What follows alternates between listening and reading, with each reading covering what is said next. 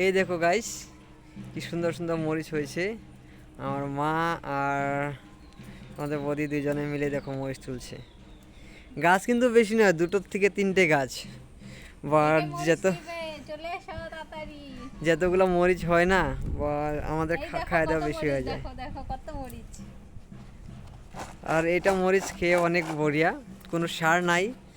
Main কারণ এটাই, আমরা ছোটো মোটো বাড়ির মা, তোমার বৌদি, মাঝে মাঝে আমিও আসলে পরে অল্প স্বল্প খেতে গতির দিকে ধান্দা দেই। কারণ সব খেতি না, যেমন মরিচ কিবা কিবি শর্ট টাইমের জন্য। এই দেখো কত ক্ষেত করছে, মরিচ, বেগুন, করলা। দেখো আজকে গাছটা ভর্তি ছিল, একটা গাছের মধ্যে এতগুলো মরিচ ভাবা যায়। দেখো একটা গাছ, আমাদের সাফিসিয়েন্ট হয়ে যায় এটুকু।